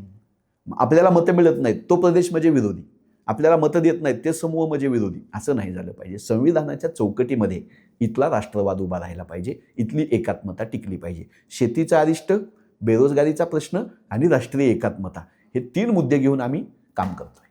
आपण बेरोजगारीचा उल्लेख केला. तुम्ही जे आकडेवारी सांगताय 42 ते 45% बेरोजगारी आहे, तो 2019 का 18चा NSOचा सर्व्हे होता. त्याच्यामध्ये ही आकडेवारी आली होती की देशभरात एवढी बेरोजगारी आहे. पण आत्ता जर EPFOचे आकडे बघितले, ज्याच्यामध्ये रोजगार नोंदणी केल्यानंतर जे पगार येतात त्याची आकडेवारी असते, किंवा त्यासोबतच महागाईची आकडेवारी बघितली तर 1% महागाईचा दर, किंवा EPFOमध्ये सुद्धा 4-5% खाली बेरोजगारीचा दर असं दाखवलं जातं. जर तुम्ही ती ऑफिशियल आकडेवारी सरकारची ग्राह्य धरता, तर मग ही ऑफिशियल आकडेवारी का ग्राह्य धरली जात नाही बेरोजगारीच्या बाबतीत? दोन्ही आकडेवारी, किंवा जॉबलेस ग्रोथ बद्दल देखील बोललं जातं. जर ग्रोथ होत असेल तर ती जॉबलेस असू शकते का? दोन्ही आकडेवारी खोटी आहे असं गृहीत धरा. आपण वस्तुस्थिती बघू, ग्राउंडवर काय आहे. 80 कोटी लोकांना तुम्हाला मोफत धान्य द्यावं लागलं ना, तुम्हीच बॅनर लावले ना भाजपवाल्यांनी. म्हणजे या देशातली 80 कोटी जनता हे अन्नधान्य परचेस करू शकेल आणि आपली भूक भागवू शकेल अशा अवस्थेत नाही. हे कशाचं लक्षण आहे? पहिली गोष्ट. दुसरी गोष्ट, भारतामधून परदेशामध्ये नोकऱ्यांसाठी जाणाऱ्या लोकांचं प्रमाण मागच्या 10 वर्षामध्ये का कमी झालं? का ते जॉब कमी होत आहेत? तिसरी गोष्ट, की तुम्ही ज्या भागामध्ये ज्या शहरामध्ये राहताय तिथं उद्योग उभा राहिल्याची आकडेवारी व्हाईट पेपरनं द्यावी ना. MOU जे तुम्ही साईन केले त्याचे द्या. आम्ही ती आकडेवारी खोटी आधीची ठरवू, पुढची पण खोटी ठरवू. वस्तुस्थिती दाखवा. तुम्ही कुठल्याही योजना आखा, पण इथं उगवणाऱ्या झाडांना फुलं लागली पाहिजे, त्याला सुगंध आला पाहिजे ना. ते येताना दिसतच नाही, सगळं आर्टिफिशियल दिसतंय. तर तुम्ही राजीव गांधी IT पार्क निघाला, समोर दिसतं. किंवा नोएडा भागामध्ये, दिल्लीच्या भागामध्ये जे उद्योग उभे राहिले माहिती तंत्रज्ञान क्षेत्रावरचे, ते डोळ्यासमोर दिसले ना. किंवा मागच्या 30-35 वर्षामध्ये उच्च शिक्षणाच्या ज्या संधी, मेडिकल एज्युकेशन असेल, टेक्निकल एज्युकेशन असेल, IT साठीचं असेल, कम्प्युटरचं असेल, बिझनेस मॅनेजमेंटचं असेल, ह्या ज्या संस्था उभ्या राहिल्या त्याच्यामधून बाहेर पडणारा माणूस हा नोकरी कुठे ना कुठे मिळवत होता. किंवा पुण्यामध्ये ऑटोमोबाईलचं जे क्षेत्र आहे तर त्याचं जे उत्पादन होतं ते इथली बेरोजगारी घालवायला कारणीभूत होतं. आज कुठला नवा ऑटोमोबाईल उद्योग आला सांगा? तुम्ही महाराष्ट्रामधून गुजरातला उद्योग जाताना पण तुम्हीच सांगताय. आणि देशामध्ये परकीय गुंतवणूक आणली म्हणून जात असताना 11 वर्षामध्ये ना मुख्यमंत्री ना पंतप्रधान नक्की कुठं उद्योग उभा राहिला हे सांगायला तयार नाहीत. त्यामुळे आकडे आमचे का त्यांचे हा मुद्दा वेगळा. रोजगार किती लोकांना भेटला हे सांगावं लागेल. त्याचं दुसरं निदर्शक असं की 80 कोटी लोकांना तुम्हाला अन्न द्यावं लागतं फुकट, कारण त्यांची पर्चेसिंगची शक्ती नाही. आणि 10,000 रुपयाने तुम्हाला मतं विकत घ्यावी लागतात. जर देशाचा विकास होतोय, देशाच्या विकासाची फळं सगळ्याला मिळत आहेत, सगळ्याला नोकऱ्या मिळत आहेत आणि आजचे दिन आहेत, तर मग तुम्हाला 10,000 रुपये मतदानाच्या 2 दिवस 4 दिवस 6 दिवस आधी देऊन मतं विकत का घ्यावी लागतात? हे प्रश्न हे भारतामधल्या एकूण दारिद्र्याच्या प्रश्नाशी संबंधित आहेत. त्याच्यावर बोला. आपण खूप सारे आकडेवारी सांगितली किंवा बेरोजगारीची आकडेवारी असू देत किंवा त्यासोबत उद्योग आले नाहीत याबद्दल बोललात. पण उद्योग आले नाहीत यात मला तरी काही तथ्य वाटत नाही, कारण बरेच उद्योग बघतोय आपण. तुम्ही उल्लेख केला की ऑटोमोबाईल एकही इंडस्ट्री आली नाही. मागच्याच वर्षीचा इथर जो कंपनी इलेक्ट्रिक व्हेकलची त्याने संभाजीनगरमध्ये प्लांट टाकला किंवा अजून वेगवेगळ्या ठिकाणी जे उद्योग उभे राहतात त्या सगळ्यांबद्दल. पण ठीक आहे, ती वेगळ्या एका चर्चेचं आपण हे ठरवूया. मला पुन्हा आता नागरिकांच्या समस्या आपण खूप बोललात त्या सगळ्यांबद्दल, पण या सगळ्यांचं जे निदर्शक असतं की एवढे जर समस्या देशभरात आहेत, राज्यभरात आहेत, महानगरपालिकांमध्ये आहेत, तर या सगळ्यांचा उद्रेक कुठे होणार आहे? तर मतदानामध्ये होणार आहे. बरोबर. आणि मतदान ज्या पद्धतीनं होत आहे, पुन्हा एकदा भाजप सत्तेत आलं आहे किंवा महायुती सत्तेत आली आहे, या सगळ्यांकडे आपण कसं बघता? कारण जी कुठली ह्या सगळ्या निवडणुका उद्रेक जो म्हटला मी, त्या सगळ्यांचा उद्रेक होणार आहे ते फक्त मतदानामध्ये. मग तो का होत नाहीये? काँग्रेस पक्ष एवढा सक्षम नाहीये की त्यांचा जो उद्रेक आहे तो कॅच करू शकत नाहीये आणि तो मतदाररूपी आशीर्वाद काँग्रेसला मिळत नाहीये, तो महायुतीला किंवा भाजपला मिळतोय? मतदानामधल्या यश अपयशाकडे 3 पायऱ्यांवर बघितलं पाहिजे. पहिलं असं आहे की 31% पुढे भारतीय जनता पक्ष ना देशात गेलाय ना महाराष्ट्रात गेलाय. भारतीय जनता पक्षाचं यश भाजपचं सध्याचं जे हे आहेत आकडेवारी आहे 2024च्या लोकसभा निवडणुकीतली, ती त्यांना 36% मतं मिळाली. 2019मध्ये त्यांना 37% मतं होती, फक्त 31%. ही जी आकडेवारी आहे भाजपाच्या सत्तेची, तर ती 35-36च्या मागे पुढे आहे. बरोबर. या 35-36 मताच्या शिवाय उरलेली 70-72% जी मतं आपण गृहीत धरतोय 65%पर्यंतची, ही मतं विरोधकाची आहेत, भाजपाला मतदान न करणाऱ्या लोकांची आहेत, हे मान्य करू. आता त्याच्यामध्ये भारतीय जनता पक्षाच्या यशामध्ये काय वाटा आहे? तर सुरुवातीला 14ला तुमच्या लोकांनी विश्वास ठेवला, तुम्हाला संधी दिली, एक हाती सत्ता देशाची राज्याची दिली, त्याचे रिझल्ट तुम्ही दाखवण्यामध्ये अपयशी ठरले. म्हणून मग तुम्ही फोडाफोडी करताय, निवडणूक यंत्रणांचा गैरवापर करताय, निवडणूक आयुक्तापासून सगळे कायदे तुम्ही बदलताय, निवडणूक जिंकण्यासाठी पक्ष फोडताय, वेगळे पक्ष आपल्या ह्याच्यात घेताय, नेते घेताय. हे जे सगळं यंत्रणा बळकावण्याचं जे आहे, तर हे तुम्ही विकास केला नाही याचंच निदर्शक आहे. मताची संख्या आता 15 दिवसापूर्वी नगरपालिका निवडणुका झाल्यानंतर एका खाजगी कंपनीने सर्वे केला, सगळ्या माध्यमांनी तो दाखवला. देवेंद्रजी फडणवीस साहेब कसे यशस्वी मुख्यमंत्री आहेत वगैरे वगैरे. तर त्यात एक प्रश्न होता, तो माझ्यासाठी एक काँग्रेसवाला म्हणून खूप इंटरेस्टिंग होता, की आज घडीला जर सगळे पक्ष स्वतंत्र लढले तर कोणाला किती टक्के पर्सेंटेज मतदान लोक करतील. आमचा सर्वे नव्हता तो, खाजगी कंपनीने केलेला होता. काँग्रेसला 20% मतदानाची पसंती होती, बीजेपीला 31-32% होती आणि मग बाकीचे पक्ष होते. लक्षात घ्या, 11 वर्षाचा विरोधी काळ आहे आमचा, संघर्षाचा काळ आहे. आमच्याकडे काहीच नाही, तरी 20% लोकांना, म्हणजे बीजेपीपेक्षा फक्त 10-11% आम्ही मागे आहोत.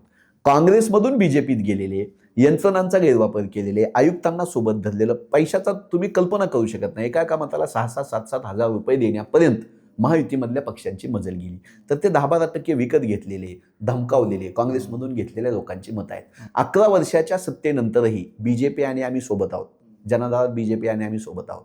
आता जो जनाधारामध्ये डिफरन्स होतोय तो डिफरन्स आमच्यातून फुटून गेलेले, घाबरलेले लोक, मतं विकत घेतलेले, बोगस मतदान केलेलं दाखवलं ना कामठीमध्ये आम्ही. अजून त्याच्यावर उत्तर द्यायला कोण तयार नाही. आम्ही नागपूर मतदारसंघ खुद्द देवेंद्रजींचा दिली ना मतदार यादी की त्याच्यामधले मतदार तिथं राहायला तयार नाहीत. माझ्या तुळजापूर विधानसभेमध्ये विधानसभा निवडणुकीच्या अगोदर आम्ही 13,000 मतदार हे जिल्हा निवडणूक निर्णय अधिकाऱ्याच्या लक्षात आणून दिलं. जिल्हा निवडणूक निर्णय अधिकाऱ्यानं कंप्लेन केली, पोलीस कंप्लेन, की हे लोक कोण आहेत, बोगस मतदान नोंदवतात. त्या कंप्लेनवर काहीच झालं नाही. त्यामुळे हा जो 10-12% जो डिफरन्स दिसतोय तो या वाम मार्गानं बीजेपीनं आखून आणलेला आहे, ओढून आणलेला आहे. त्याच्या विरोधात आम्ही लढतोय. आपण उल्लेख केला की वाम मार्गानं ही निवडणूक जिंकल्या जाते भाजपकडनं, पण बूथ लेवलचं जर स्ट्रक्चर बघितलं, मी स्वतः बघितलेलं आहे, तुम्ही बघितलेलं असाल कारण तुम्ही पक्षाशी जोडलेल्या आहात. बूथवर साधारण भारतभरात लोकसभा निवडणुकीची आकडेवारी पाहिली 2024ची, तसं 10 लाखच्या जवळपास बूथ आहेत. प्रत्येक बूथवर मिनिमम 10 कर्मचारी तरी कामाला असतात. 1 ते 1.5 कोटी कर्मचारी या सगळ्या प्रोसेसमध्ये असतात. बिलकुल. आपण हे सगळं जेव्हा आरोप करतो, एवढ्या थेटपणे बोलतो की हे मतदान चोरी झाली आहे किंवा अजून कुठल्या गोष्टी झालेल्या आहेत, आपण या सगळ्या लोकांवर जे 1.5 कोटी कर्मचारी काम करतायत त्यांच्यावर विश्वास दाखवू शकत नाही की यापैकी एक जरी माणूस प्रामाणिक नसेल? कारण या सगळ्यांनी जर मतचोरी करूनच निवडणूक निवडून आली असेल, मतचोरी वेगळी, म्हणजे ह्याचा मतदार याद्यांचा मुद्दा वेगळा, मतदार याद्यांमध्ये घोळ असू शकतात, हे सगळ्या पक्षांना मान्य आहे. पण मतचोरीबद्दल जेव्हा बोलतो आपण तेव्हा EVM बद्दल बोलतो, या सगळ्यांमध्ये एकही माणूस प्रामाणिक नसावा. याशिवाय प्रत्येक पक्षाचा बूथ एजंट सुद्धा त्या बूथ केंद्रावर असतो. हे आपण चेक करू. तुमचं म्हणणं, माझा आरोप, हे चेक करू. चेक करण्याचे काय पॅरामीटर आहेत? पहिला पॅरामीटर असा आहे की ते निवडणूक आयोगाचे कर्मचारी आणि निवडणूक आयोग हे प्रामाणिक असतील, अप्रामाणिक असतील बाजूला ठेवा. पण तुम्ही व्हिडिओ फुटेज 1 महिन्याच्या आत नष्ट करण्याचं कारण काय? विज्ञान तंत्रज्ञानानं आणि डाटा स्टोरेज करण्याची कधी नव्हे इतकी सुविधा आज तयार आहे. करोडो लोकांचा डाटा आम्ही सेव्ह करू शकतो, आजन्म सेव्ह ठेवू शकतो. असं असताना इन्फॉर्मेशन टेक्नॉलॉजीमधला एवढा आघाडीवरचा देश आपला, आपण माहिती तंत्रज्ञान क्षेत्रातली लोक, सॉफ्टवेअर इंजिनियर बाहेर पाठवतो आणि आपल्या देशात जे लोकशाहीचा गाभा आहे त्याचं व्हिडिओ फुटेज आपण किमान 1 वर्ष सेव्ह ठेवू शकत नाही का? 1 महिन्याच्या आत तुम्ही व्हिडिओ फुटेज नष्ट करण्याचा नियम केला?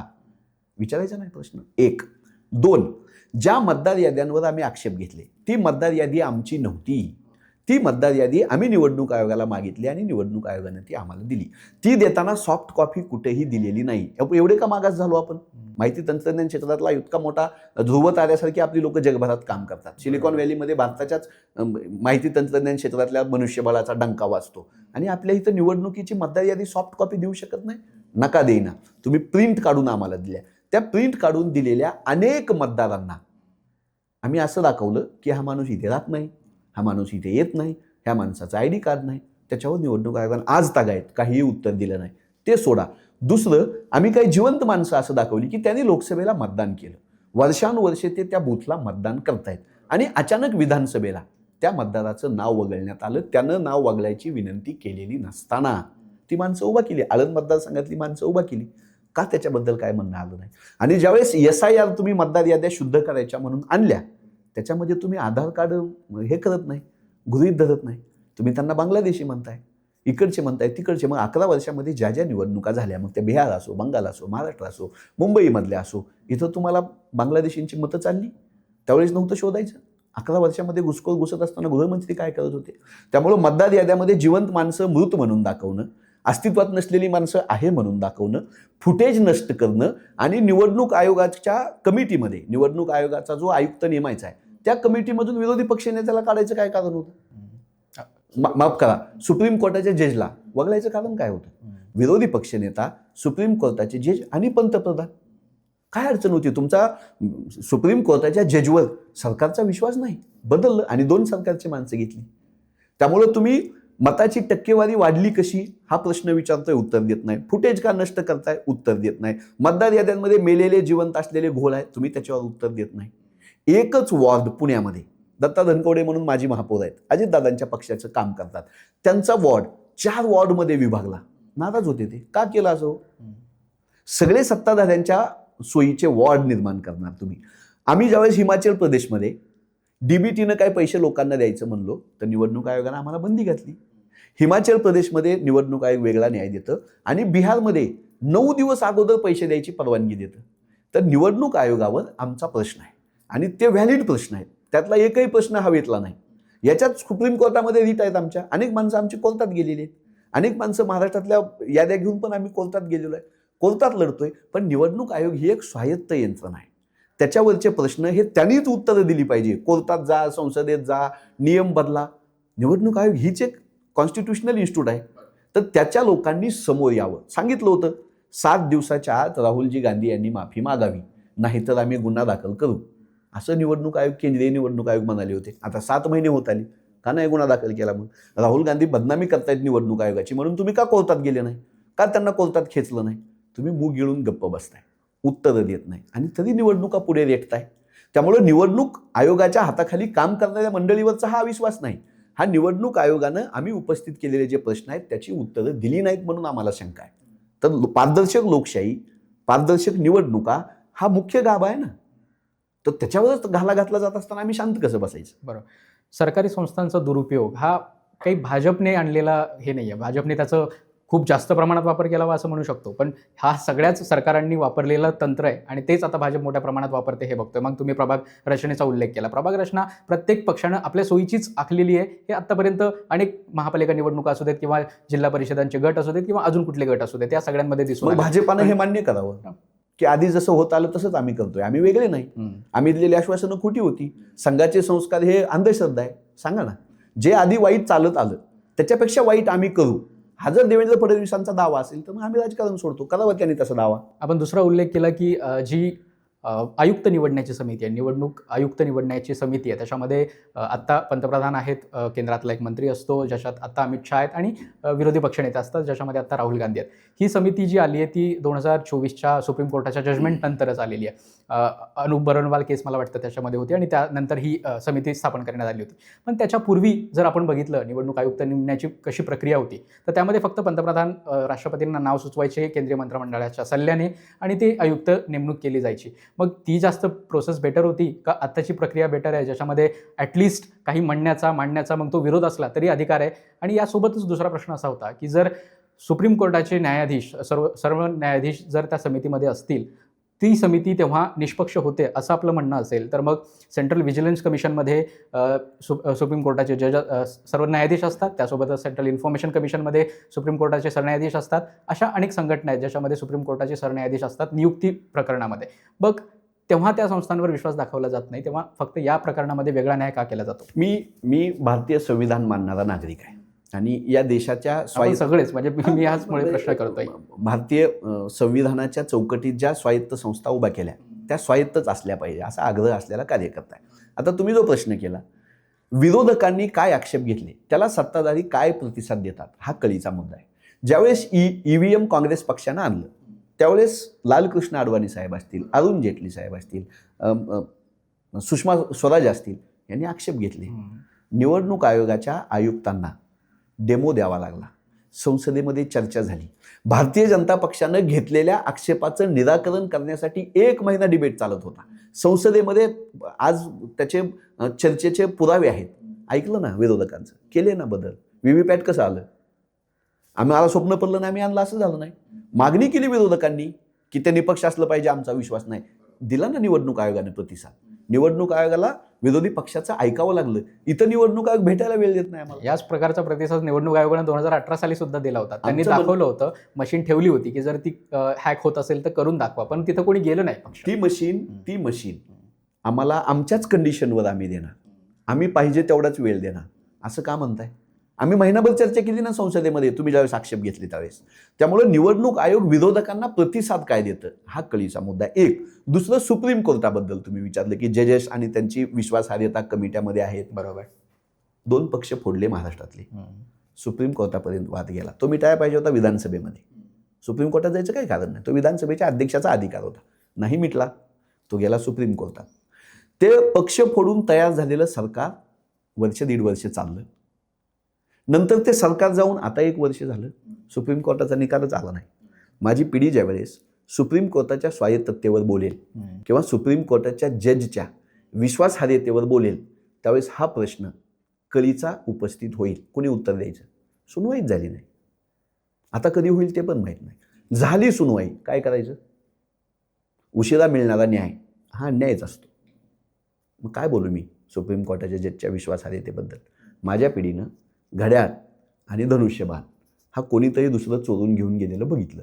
सुप्रीम कोर्टानं शिक्कामोर्तब करायचं होतं, धनुष्यबाण एकनाथ शिंदेचं आहे म्हणून किंवा घड्याळ अजितदादाचं आहे म्हणून. का नाही केलं? किंवा ते चुकीचं आहे म्हणायचं होतं, का नाही म्हणले? एका दिवसामध्ये सत्ताधारी पक्षाशी संबंधित मुद्दे सुनवायला घेणारी पण उदाहरणं आम्ही बघितली ना. पण 3-3 वर्ष एका राज्यातल्या सरकारचा आणि 2 पक्ष फुटण्याचा निकालच सुप्रीम कोर्ट देत नाही, तरी मी म्हणायचं सुप्रीम कोर्ट हे निपक्ष आहे. म्हणतो आता काय मग? नाही, पण नागरिकांची अशी भावना झालेली आहे की जेव्हा सुप्रीम कोर्ट तुमच्या विरोधात निकाल देतं तेव्हा तुमचा विश्वास नसतो, पण सुप्रीम कोर्ट जेव्हा तुमच्या बाजूने निकाल देतं, आता तुम्हीच उल्लेख करताना अनेक अशी उदाहरणं सांगितली त्याच्यामध्ये सुप्रीम कोर्टाबद्दल तुम्ही विश्वास व्यक्त केलाय, पण आता जेव्हा अशा प्रकरणांमध्ये सुप्रीम कोर्ट निर्णय देत नाही किंवा निकाल देत नाही त्यावेळी तुम्ही विरोध करता. मग ही अशी नागरिकांची भावना होते की जेव्हा माझ्या बाजूने निकाल लागेल तेव्हा कोर्ट स्वायत्त असतं किंवा सगळ्या संस्था स्वायत्त असतात, आणि जेव्हा माझ्या विरोधात निकाल लागतो तेव्हा कोर्ट किंवा सगळ्या संस्था स्वायत्त नसतात. या दांभिकपणाकडे सुद्धा लोक लक्ष वळवून बघतात. आपण महादेवपुरा मतदारसंघ बेंगलोर लोकसभेमधला, बरोबर, आणि आळंद मतदारसंघ, ह्या दोन्ही ठिकाणी आम्ही विजयी झाले आहोत. आमचे कॅन्डिडेट निवडून आले. तरीही मतदार यादीवर आम्ही प्रेझेंटेशन दिलं, पुरावे दिले, याद्या कशा बोगस आहेत, तर निवडणूक कसा अन्याय करताय सांगितलं. काय दांभिकपणा आहेत? आम्ही जिथं निवडून आलो तिथंही दाखवलं की तुम्ही असं करताय. त्यामुळे हा आरोप खोटा आहे. दुसरा आरोप की सुप्रीम कोर्ट ज्यावेळेस संविधानाच्या चौकटीमध्ये आणि न्यायाची भूमिका घेईल त्यावेळेस मी बाजूच घेणार, कौतुकच करणार सुप्रीम कोर्टाचं. आणि ज्यावेळेस असे मुद्दे पेंडिंग ठेवून सुप्रीम कोर्ट पक्ष फोडण्याला जर दुर्लक्ष करत असेल आणि त्याच्यावर निकाल देत नसेल तर त्याच्या विरोधात मी बोलणारच. सर्वोच्च न्यायालय म्हणजे सर्वोच्च शहाणपण नाही, असं कॉम्रेड गोविंद पानसरे म्हणाले होते. माझ्यासाठी सर्वोच्च संसद आहे, माझ्यासाठी सर्वोच्च संविधान आहे. मग जज असो, निवडणूक आयुक्त असो, पंतप्रधान असो की विरोधी पक्षनेता असो, प्रश्न विचारणार. मी संघाच्या शिस्तीत वाढलेलो नाही. सगळं काळं आणि सगळं पांढरं नाही बोलणार. तुम्ही ज्यावेळेस संविधानाच्या चौकटीत निर्णय घ्याल, न्यायाची भूमिका घ्याल, त्यावेळेस मी पक्षाच्या सुद्धा पलीकडे जाऊन स्वागतच करणार. पण तुम्ही ज्यावेळेस संविधानाच्या गोष्टीच्या आड येणार आणि तुम्ही न्यायासाठी प्रतीक्षा करायला लावणार त्यावेळेस मला बोलावं लागेल. पण याच संविधानाचं फायनल इंटरप्रिटेशन करण्याचा अधिकार स्वतः संविधानानं सुप्रीम कोर्टाला दिला. मान्य. मग तो अधिकार मान्य आहे की नाही आपल्याला? मान्य, बिलकुल. मग सत्ताधारी पक्षानं समाजवादी शब्दाबद्दल संसदेत आक्षेप घेण्यापेक्षा सुप्रीम कोर्टात जाऊ ना. सुप्रीम कोर्टानं सांगितलं ना समाजवादी शब्द, त्यांना फटकारच दिले सुप्रीम कोर्टाने, त्यांना स्वागतच आहे. म्हणून म्हणते उदाहरण त्यासाठीच सांगितलं मी की सुप्रीम कोर्टाचा संविधानाबद्दलचा सर्वोच्च इंटरप्रिटेशन करण्याचा अधिकार मान्यच आहे, शिरसावंदी आहे तो. पण माझं साधं म्हणणं आहे, मी फॅक्ट मांडतोय की धनुष्यबाण आणि घड्याळ हे पक्ष पळवून आता 3 वर्ष झाले. सुप्रीम कोर्ट चुप्पी का वेळ मिळत नाही? माझी पिढी हा प्रश्न विचारते. काय अशी अडचण होती जो मुद्दा आजही चर्चेला येत नाही? दुसरं सरकार आलं, तो आता कार्यकाल संपत येईल, तर हा प्रश्न विचारणार. बरोबर. सर, मुलाखतीच्या शेवटाकडे येताना पुन्हा एकदा मला तोच प्रश्न पुन्हा विचारावासा वाटतो की सगळ्या समस्या आहेत, सगळ्या गोष्टी ठीक आहे, मान्य आहे, काय भरपूर कुठल्या गोष्टींबद्दल आक्षेप असू शकतात किंवा या गोष्टी नीट झालेल्या नाही आहेत, आणि प्रत्येकाच्या मनात काही नाही ते काही असंतोष तर प्रत्येक नागरिकाच्या मनात असतो की सरकारने ह्या गोष्टी केलेल्या नाहीत, या गोष्टी झालेल्या नाहीत. पण पुन्हा तेच गोष्ट येते की या सगळ्यांचं व्यक्त होण्याचं जे सर्वात मोठं किंवा आणि लोकशाहीमधलं सर्वात मोठं माध्यम जे असतं ते मत असतं, आणि या मतामध्ये अजूनही आपण त्याबाबत खूप बोललात, पण ते अजूनही काँग्रेसच्या बाजूने किंवा भाजप इतर पक्षांचा पर्यायांचा विचार करताना दिसत नाहीत. आता महानगरपालिकांच्या निवडणुका सुरू आहेत, येणाऱ्या काळात जिल्हा परिषदांच्या देखील निवडणुका होतील. या सगळ्यांमध्ये भाजपच्या व्यतिरिक्त देखील पर्यायांचा नागरिकांनी, मतदारांनी विचार करावा. यासाठी काँग्रेस पक्ष नक्की काय करतोय, काय भूमिका घेतोय, काय फायनल वर्ड्स आहेत आपल्या? निवडणुका जिंकल्याच पाहिजे आणि सत्ता स्थापन केलीच पाहिजे, हीच एकमेव लढाई असते. ह्या मताचा मी आणि माझा पक्ष नाही. या देशासमोरचे आज प्रश्न कोणते आहेत त्यावर सत्ताधाऱ्यांना प्रश्न विचारणं हे माझं पॉलिटिक्स आहे. आम्ही ते इमानी इतबारी करतोय. राहुलजी करतायत, हर्षवर्धनजी सपकाळ करतायत, हनुमंत पवार करतायत, आमचे सगळे नेते करतायत.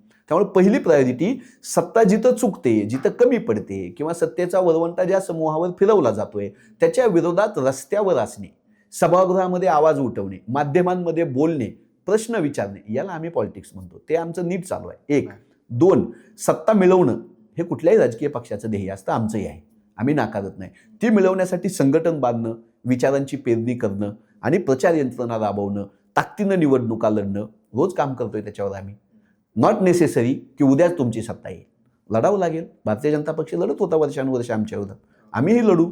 त्यामुळं लढणं हे पण एक पॉलिटिक्स आहे, जसं सत्ता येणं हे पॉलिटिक्स आहे. याच्यावर आमचा विश्वास आहे. लढेंगे जितेंगे. लढेंगे आणि जितेंगे असं म्हणत हनुमंतजी पवार यांनी आपली भूमिका स्पष्टपणे जे नेहमीच ते मांडत आलेले आहेत त्या पद्धतीने त्यांनी भूमिका आजही मांडलेली आहे. पुन्हा अशाच विषयांवर चर्चा करायला नक्की आवडेल, पण आज तुम्ही पॉलिटिक्सला वेळ दिलात त्याबद्दल खूप खूप धन्यवाद. पुन्हा अशाच प्रकारच्या चर्चा करत राहू. धन्यवाद. थँक्यू.